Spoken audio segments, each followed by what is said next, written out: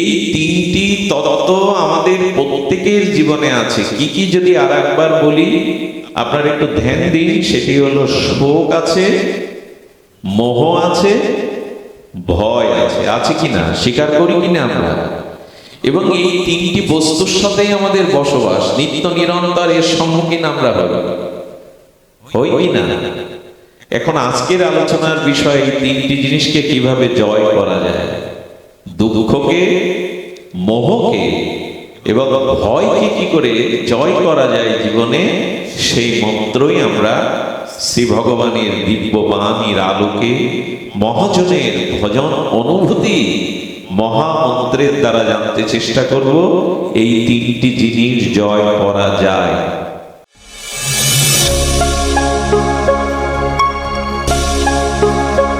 আপনারা দেখছেন Shrikrishna media YouTube channel.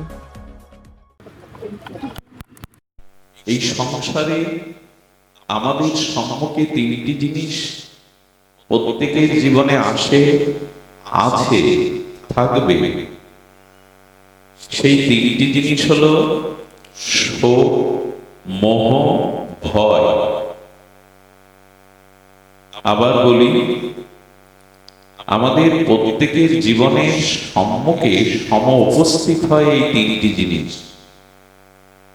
একটি হলো শোক, একটি মোহ, একটি ভয়। কেউ কি বিতর্ক তুলবেন যে আমাদের জীবনে তিনটি জিনিস নাই? এ পৃথিবীতে মনুষ্য জন্ম নিয়ে আমরা যারা ভূমণ্ডলে এসেছি, সকলেই ক্রন্দন করতে করতে এসেছি। যে শিশু ভূমিষ্ঠ হওয়ার পরে কাঁদেনি, ক্রন্দন করে, হয়তো সে মৃত, না হলে অসুস্থ।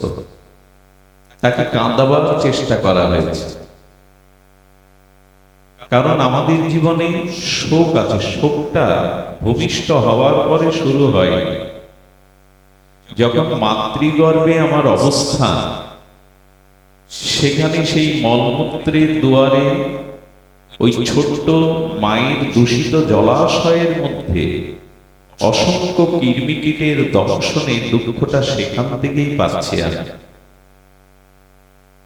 দুঃখ সকলের জীবনে আছে, একরকম না হলে দুঃখের বিচিত্রতা, বৈচিত্রতা, ভিন্নতা থাকলেও দুঃখ একরকম নয়। সকলের দুঃখ একরকম নয়, কিন্তু দুঃখ সকলকে পেতে হয়। দুঃখের সম্মুখে আমাদের উপস্থিত হতেই হয়। এই জন্য দুঃখটা আমাদের জীবনে আছে, বিষাদ আছে, অশ্রু আছে, কান্না আছে, বেদনা আছে। দ্বিতীয় আছে আমাদের মোহ।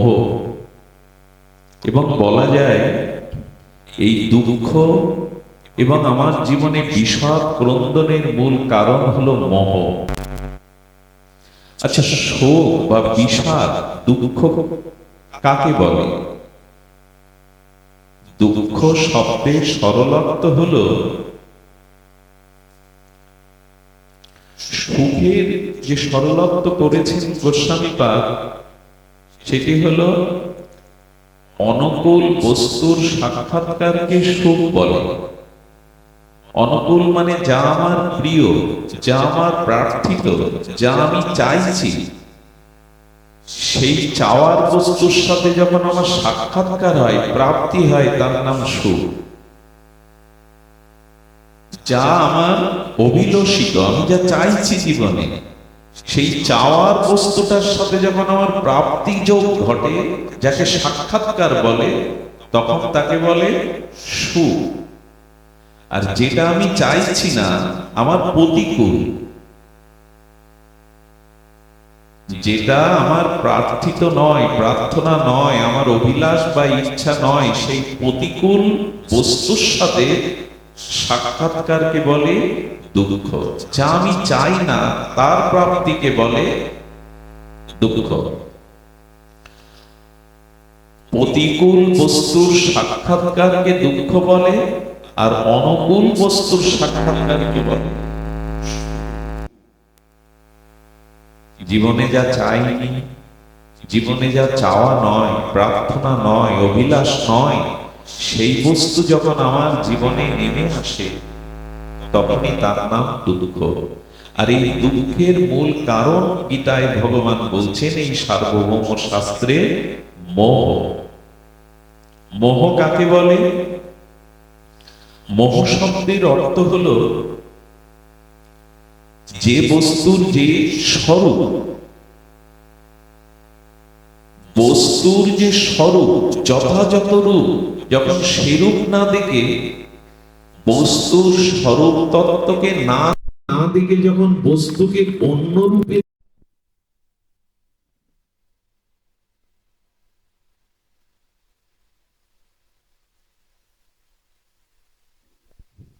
ধ্যান দিতে হবে। রাস্তায় যেতে যেতে অন্ধকারে সাপ সাপ বলে ভীত সন্ত্রস্ত হয়ে আর আচার খেলাম, রক্তারক্তি হয়ে গেল। আসলে অন্ধকারে আমি রঞ্জুকে অর্থাৎ একটি দড়িকে সর্প ভেবেছি, আসলেই সেটি সর্প নয়। মোহ কাকে বলে? যে বস্তু যে রূপ তাকে অন্য রূপে দেখাতে আমার মধ্যে যে বিভ্রান্তি আসে, আমার মধ্যে যে বস্তুর যে রূপ স্বরূপ অন্য রূপে দেখাতে আমার মধ্যে যে ভ্রম আছে, বিভ্রান্তি আসে, তার নাম মোহ। বুদ্ধির শব্দের আরেকটি অর্থ হলো জ্ঞান। যখন জ্ঞান অজ্ঞানের রূপ নেয়, জ্ঞান যখন অজ্ঞানতায় রূপ নেয় তার নাম মোহ। এটাই সরলত্ব নিয়ে নিন। জ্ঞান যখন অজ্ঞানতায় রূপ নেয়, বস্তুর যে রূপ তাকে সেই রূপ না দেখে যখন ভিন্ন রূপে দেখে মোহিত হই, ভ্রান্ত পথে চলি, সিদ্ধান্ত নিতে পারি না, তার নাম হলো মোহ।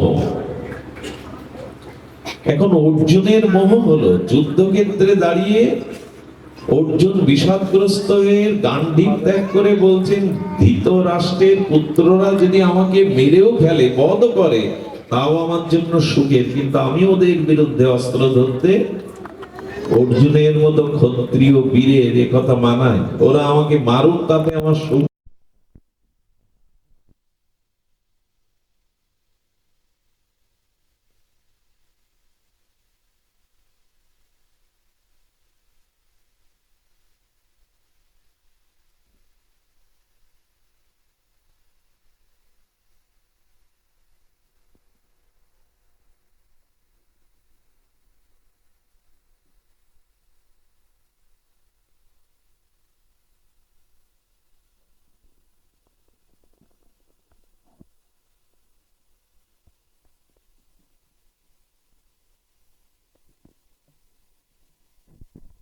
একটু হালকা করে বলি, কন্যা দেখে পাত্রপক্ষ কন্যা পক্ষ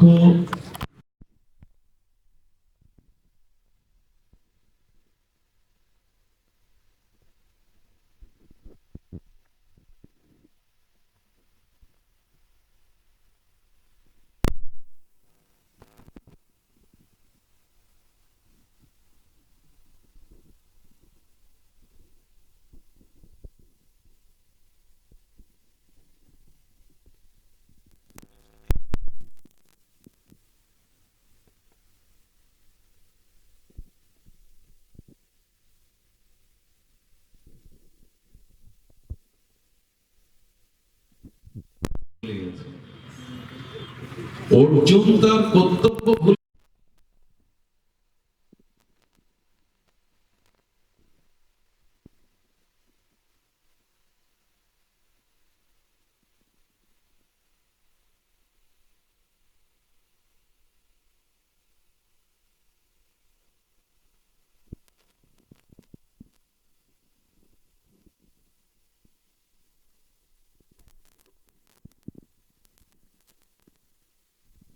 দৌড়াচ্ছ কেন?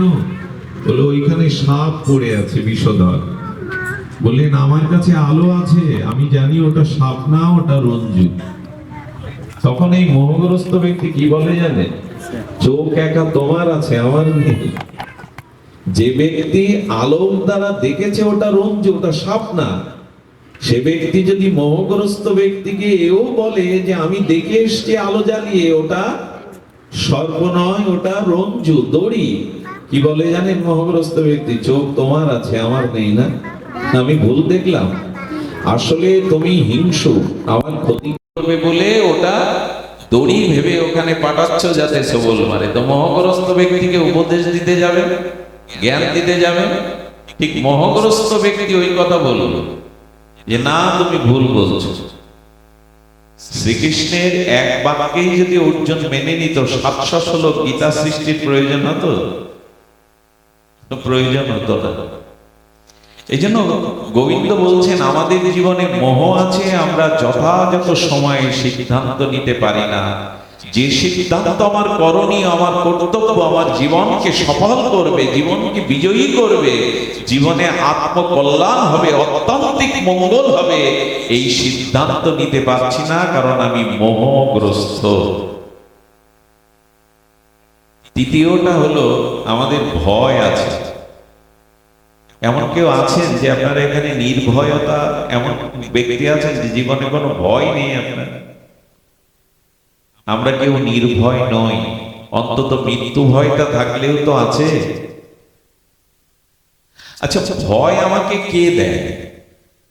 আমি যে মাঝে মাঝে ভীত সন্ত্রস্ত হয়ে পড়ি, ভয় আমাকে আক্রান্ত করে, ভয় কে দেয়? আসলে বাইরের কেউ ভয় দেয় না আমাকে, বাইরের কারো ভয় দেওয়া উচিত নয়, কাউকে ভীত সন্ত্রস্ত করা মানুষের কাজ নয়। মানুষকে সাহস দেওয়া, এগিয়ে আনা, মানুষের দুর্বলতাকে কাটিয়ে সবল করাই হলো মানবতার ধর্ম। কিন্তু আমরা মানুষকে ভীত সন্ত্রস্ত করি ক্ষমতার দ্বারা, অর্থের দ্বারা, গায়ের জোরের দ্বারা।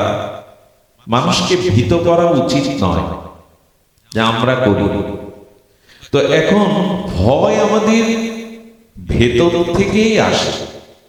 বাইরে কি ভয় দেয় আমি জানি না, ভীত সন্ত্রস্ত করে জানি না, তবে আমরা ভয়টা পাই ভেতর থেকে। কেন ভয় পাই জানেন? ভয় পাই এই জন্য, আমাদের ভয়ের কারণ হলো আগামীতে আমি যা পেয়েছি, আমার যা আছে, আগামীতে থাকবে না। এই রূপ থাকবে না, যৌবন থাকবে না, এই অর্থ থাকবে কিনা। ভয় হলো ভবিষ্যতে, বর্তমানের জন্য খুব ভয় না, ভবিষ্যতে এই অর্থ আগামীতে থাকবে তো, আমার এই ছেলে মেয়ে আমার আনুগত্য নেবে তো, শরীরটা মৃত্যু পর্যন্ত দুরারোগ্য ব্যাধিতে আক্রান্ত হবে না তো, আমি যে পাঠক, আমি যে বক্তা, আমি যে সম্মানী ব্যক্তি, আমার সম্মানটা চিরদিন থাকবে তো, এই অনাগত ভবিষ্যতে যা আছে তা থাকবে কিনা, এই ভয়টাই বেশি ভীত করে আমাদের। বাইরের শত্রু কতটা আমাদের ভয় দেয় জানি না, কিন্তু ভেতরে অনাগত ভবিষ্যতে আমার যা কিছু আছে থাকবে কিনা, এই বাড়ি গাড়ি সম্পত্তি যৌবন শরীর, এই ভয়টা আমাদের বেশি। দয়া করে একটা জিনিস মেনে নিন, তাহলে ভয় কম হবে। সেটা হলো এই সংসার পরিবর্তনশীল, এই সংসারে কখনো কোনো বস্তু স্থায়ী। ভালো করে শুনুন, এই সংসারে কোনো বস্তু নিত্য নয়, অনিত্য। অনিত্য কাকে বলে? আজকে যেটা আছে আগামীতে সেটা থাকবে না বা অন্য রূপ নেবে, এরই নাম অনিত্য। টিকে থাকবে না যে বস্তু। তো অনিত্য পরিবর্তনশীল যা, এই জগতে নিত্য অপরিবর্তিত বস্তু এক আত্মা ছাড়া, ভগবান ছাড়া জগতের কোনো পদার্থ, কোনো ব্যক্তি, কোনো বস্তু নিত্য নয়, পরিবর্তনশীল। এই পরিবর্তনকে না মেনে নেওয়ার কারণেই ভয় হয়। যৌবনটা চলে যাচ্ছে, থাকলো না, সন্তানাদি আমার মনোগত থাকবে কিনা, সম্পত্তি থাকবে কিনা, শরীরটা থাকবে কিনা। আরে তুমি তো জেনেই আছো জগতে কোনো বস্তু স্থায়ী নয়, জগতে কোনো বস্তু অপরিবর্তিত নয়, সবকিছু পরিবর্তন হবে, সবকিছু ধ্বংস হবে, সবকিছু অনিত্য। যদি জেনেই থাকো এই চিন্তায় ভয় ভীত হচ্ছ কেন?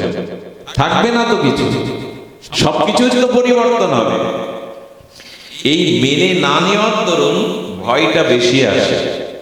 মরে যাবো না তো তাড়াতাড়ি,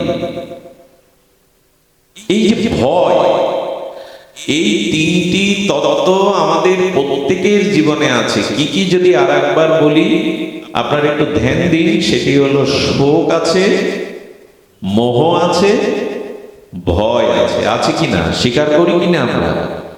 এবং এই তিনটি বস্তুর সাথেই আমাদের বসবাস, নিত্য নিরন্তর এর সম্মুখীন আমরা হই কিনা? এখন আজকের আলোচনার বিষয় এই তিনটি জিনিসকে কিভাবে জয় করা যায়, দুঃখকে, মোহকে এবং ভয়কে কি করে জয় করা যায় জীবনে, সেই মন্ত্রই আমরা শ্রী ভগবানের দিব্যবাণীর আলোকে মহাজনের ভজন অনুভূতি মহামন্ত্রের দ্বারা জানতে চেষ্টা করব। এই তিনটি জিনিস জয় করা যায়। মোহগ্রস্ত অর্জুনকে গীতার বাণী শুনিয়ে গোবিন্দ কি প্রশ্ন করলেন? গীতার এই সার্বভৌম শ্রী ভগবানের হৃদয় থেকে শত উচ্চারিত সারাৎসার উচ্চার এই বাণী অর্জুনকে শোনানোর পরে মোহগ্রস্ত, কম্পিত, ভীত সন্ত্রস্ত, অশ্রু সজল, কর্তব্য বিমুখ মোহগ্রস্ত অর্জুনকে গোবিন্দ প্রশ্ন করছে। কি প্রশ্ন করছেন? কশ্চিৎ দেতাং শ্রোতাং পাত্ত তয়কা গৃহণা চেতসা। ধ্যান দিন, শব্দগুলো বড় মার্মিক। হে অর্জুন, হে অর্জুন, আমি তোমাকে যে চিন্ময় দিব্য বাণী শোনালাম, তুমি একাগ্র চিত্ত শুনেছ তো? তোমার মোহ দূর হয়েছে তো? ভগবান প্রশ্ন করছেন। অর্জুন কি বললেন উত্তরে?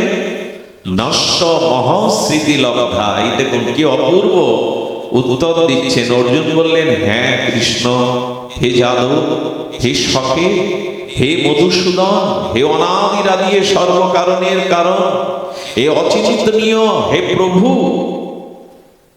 আপনার দিব্য বাণীতে আমার মোহ দূর হয়েছে এবং আমি লব্ধা স্মৃতি, আমার হারানো স্মৃতিকে আমি ফিরে পেয়েছি।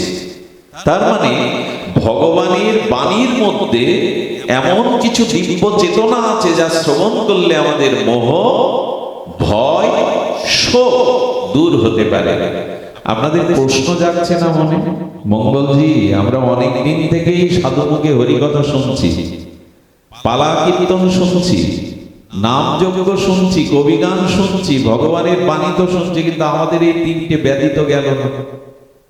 প্রশ্ন আসবে না এখন যে ভগবানের দিব্য বাণী শুনে যদি তৃতীয় পাণ্ডব অর্জুনের মোহ দূর হয়, শোক দূর হয়, আমাদের কেন হচ্ছে না? এই প্রশ্ন এখন সামনে আসবে।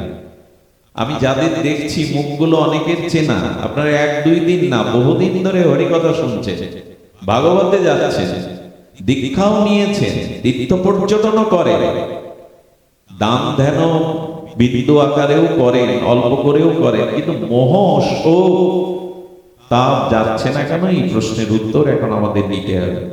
মায়েদের ঘুম আসছে না তো? ঘুম এনো না, জেগে থাকো। যেখানে ভাগবত হয় ওই যেখানে দুজন রানী আসে। কয়জন? দুজন রানী আসে। আর আমার পাঠ তো একটু দেরিতেই হয়, বিষয়ী হতভাগা, আসতে বিলম্ব হয়ে যায়। দুজন আসে, এক ভাগবত পাঠ হলে রাধা রানী আসে, আর আসে মায়া রানী। মায়া রানী এসে দেখে কারা ভগবানের কথা শুনছে না, অলস নিদ্রা, চঞ্চল মন, বহির্মুখ মন, তাদের ঘাড়ে নিয়ে মায়া রানী রাধারানীর কৃপা হতে, ভগবত কৃপা হতে বঞ্চিত করে দেয়, তাদের দিকে টেনে নেয়। আর রাধারানীও এখানে আসেন, এসে দেখেন কারা রাত জেগে মাটিতে বসে হৃদয় দুয়ার খুলে পিপাসাক্ত হয়ে, উৎকণ্ঠা ব্যাকুল হয়ে আমার গুণগাথা, আমার প্রভুর নাম রূপ লীলা কথা শুনছে। রাধারানী তার হৃদয়ে বসে যান যে আজ থেকে আমি তোমার হৃদয়ে বসলাম। এখন কাকে হৃদয়ে নেবেন এটা আপনাদের বিষয়। মায়া দ্বারা, ঘুমের দ্বারা, অলসতার দ্বারা আপনারা মায়া রানীকে নিতে চান, নিন, না হলে রাধা রানীকে নিন। তো যখন এসছেন কর্ম ফেলে, গৃহ ফেলে, আত্মীয় স্বজন ফেলে, খাওয়া দাওয়া ছেড়ে, বিনোদন ছেড়ে যখন এই ধুলাতে এসে বসছেন, তখন আজ মায়াকে নয় রাধা রানীকে হৃদয়ে নিন।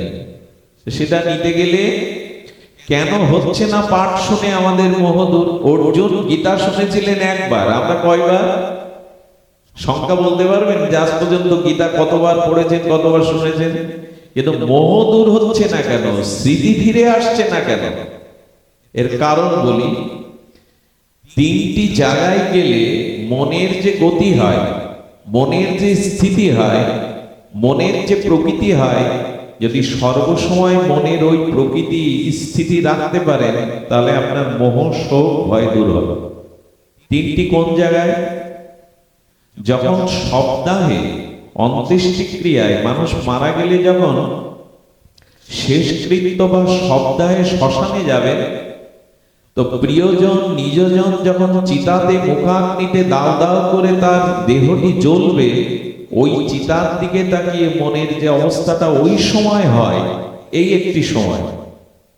আর একটি যখন পিতা মাতা পুত্র আত্মীয় স্বজনকে ওটিতে ডাক্তার নিয়ে যায় কোন মেজর অপারেশনের জন্য, তখন মনের যে অবস্থা হয়।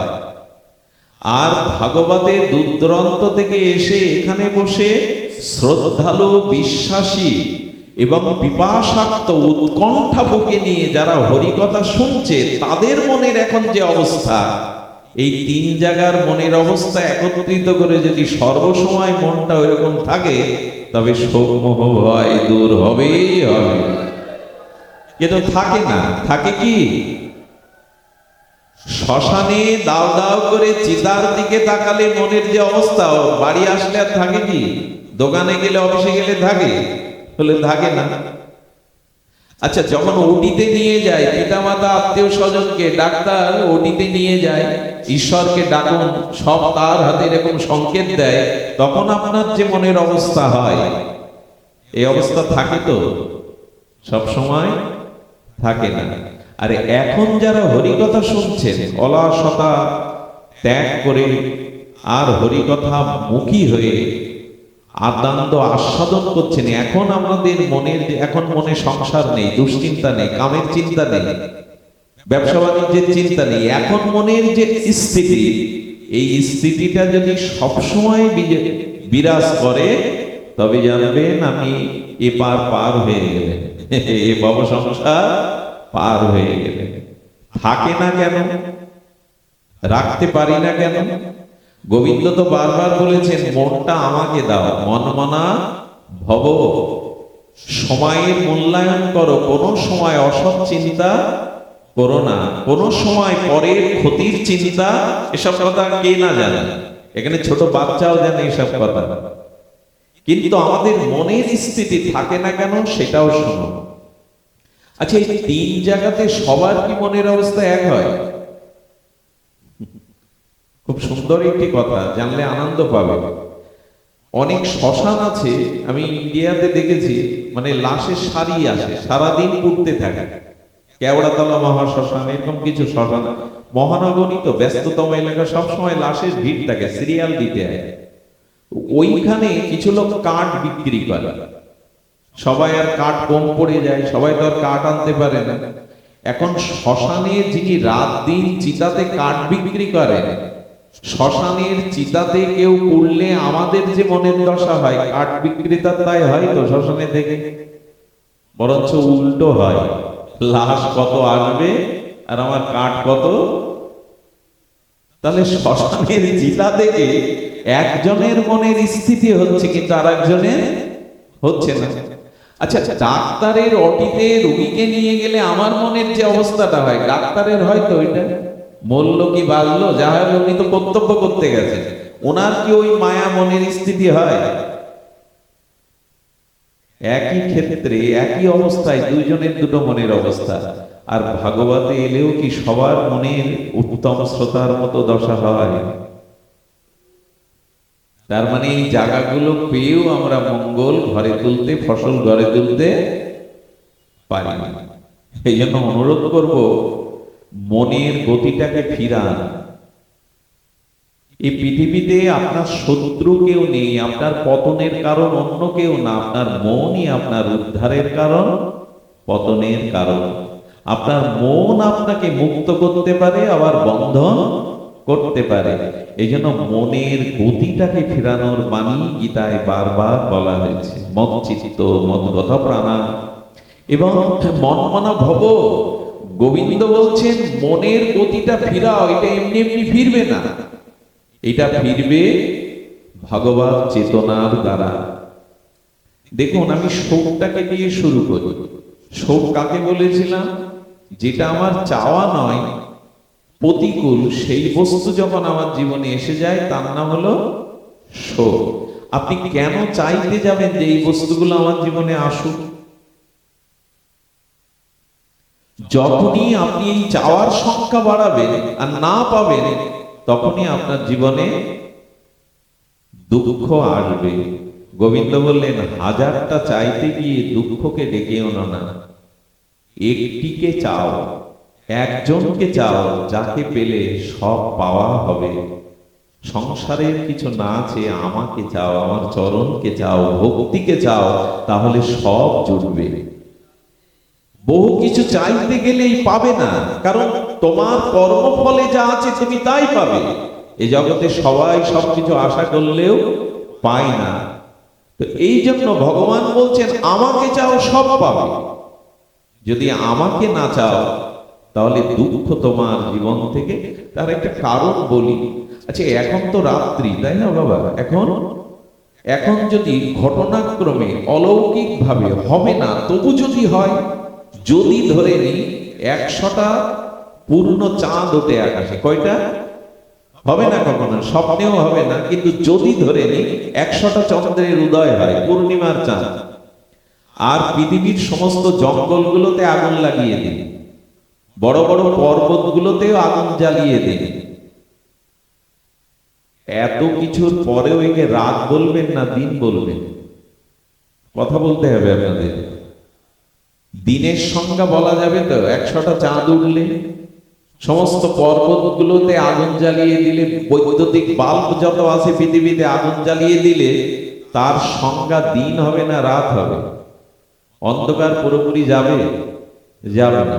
ঠিক তেমনি যতদিন ভগবান চরণে আপনি শরণ না নিবেন, যতদিন ভগবানকে মনে প্রাণে না চাইবেন, ভগবান চরণে আপনার শুদ্ধ নিষ্কপট, কপটতা নয়, লোক দেখানো নয়, শুদ্ধ প্রেম ভক্তি না হবে, ততদিন আপনার জীবন থেকে শোক মোহ দুঃখ যেতেই পারে না। লিখে নিন, হৃদয়ে লিখে নিন এটা।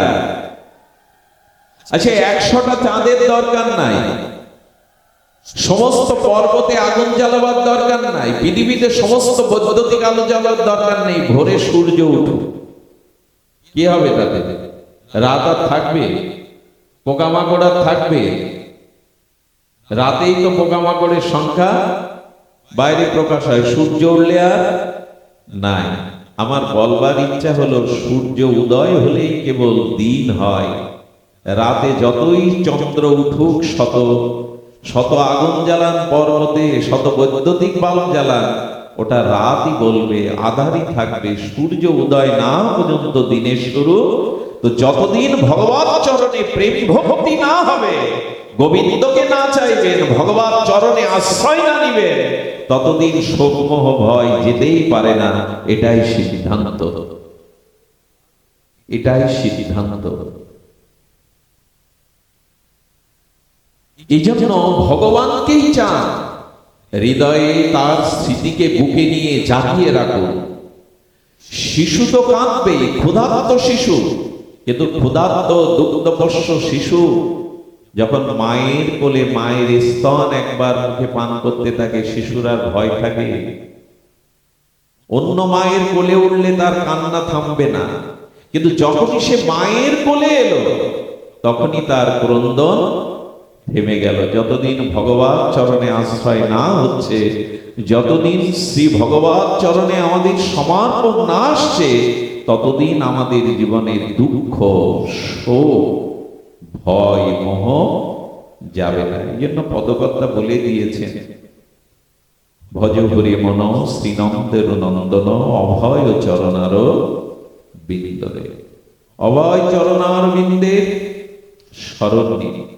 আর আমাদের হরিপুরুষ বন্ধু সুন্দর বলে দিয়েছেন, ওরে তোদের ভয় নাই, আমি তোদের জন্য আছি। তোদের ভয় নাই, আমি তোদের জন্য আছি। কত বড় ভরসার মা ভই। অর্জুন ভয় নাই, যুদ্ধ করো। অর্জুন তুমি পরাজিত হবে না। কৃষ্ণের কথা কেন বলছেন ভগবান? তোমার ভিতরে দৈবী গুণাবলী আছে, তুমি আসরিক গুণ নিয়ে জন্মাওনি। এই দেখুন, পতনের কারণ এবং বিজয়ের কারণ। অর্জুনকে কি বলছেন গোবিন্দ? তুমি কি গুণের অধিকারী? আমাদের সম্পদ দুটি বাবা। আমাদের সম্পদ কয়টি? দুটি। একটা আসরিক সম্পদ, একটি দৈবী সম্পদ। অর্জুন দৈবী সম্পদের অধিকারী। গোবিন্দ স্মরণ করে দিচ্ছেন, তোমার মাতা কুন্তী মহা তপস্বিনী, মহাসাধিকা, মহাসতী সাধ্বী শিরোমণি। আর কুন্তীর গর্ভে তুমি এসেছো, তপস্যার দ্বারা এসেছো। তোমার পিতা পাণ্ডু, এই জন্য তোমার ভিতরে দৈবী সম্পদ আছে অর্জুন। যাদের ভিতরে পূর্ব জন্মের দৈবী সম্পদ আছে তারা কখনো পতন হতে পারে না, তারা কখনো শেষ হতে পারে না। জগতের ক্ষমতা নেই তাদের নিঃশেষ করার। কিন্তু যাদের মধ্যে আসরিক সম্পদ আছে, দুর্যোধনের মতো, কর্ণের মতো, তাদের পতন ঠেকানো কারো পক্ষে সম্ভব নয়। আপনার আমার মধ্যে কি সম্পদ? নিজেকে প্রশ্ন করতে হবে। আমার জন্ম, আমার কর্ম, আমার চিন্তা, আমার সঙ্গ, আমার যা কিছু ব্যবহার, সেগুলি সৎ গুণাবলীর মধ্যে পড়ে কিনা? আমি দৈবী সম্পদের অধিকারী কিনা? আমার ভিতরে দয়া, দান, ক্ষমা এই গুণগুলি আছে কিনা? আমার ভিতরে ঔদার্য আছে কিনা, করুণা আছে কিনা, দয়া আছে কিনা, ক্ষমা আছে কিনা, পরদুঃখে আমার হৃদয় কাঁদে কিনা?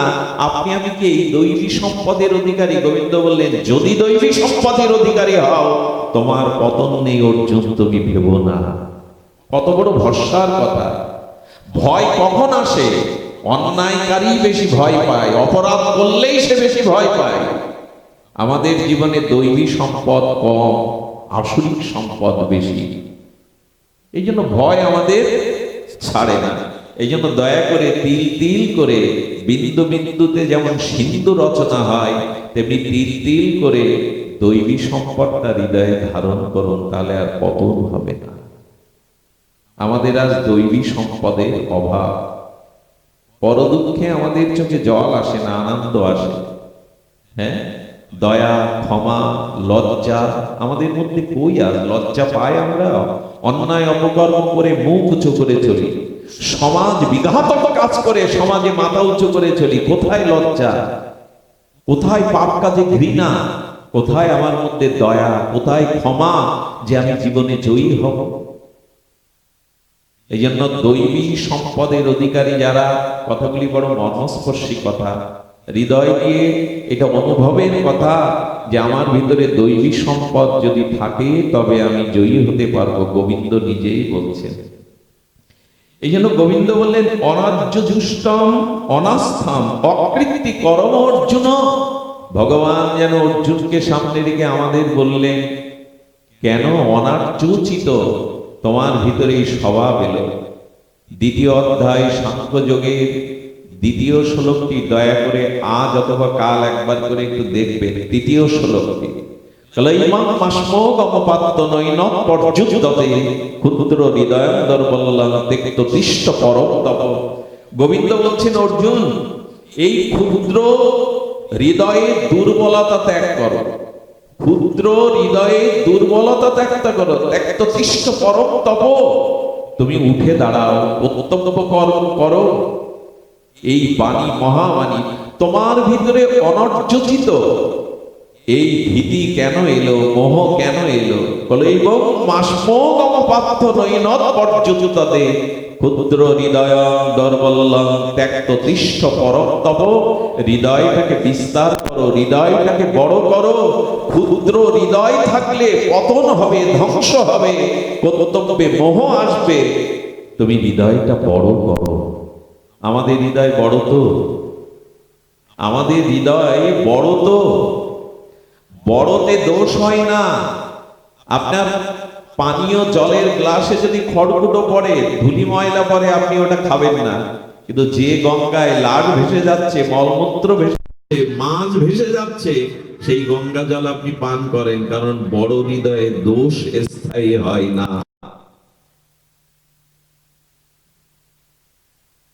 দেখুন, চুলগুলো মাথায় আছে পবিত্র, এই চুল নিয়েই তো, এই চুল আমি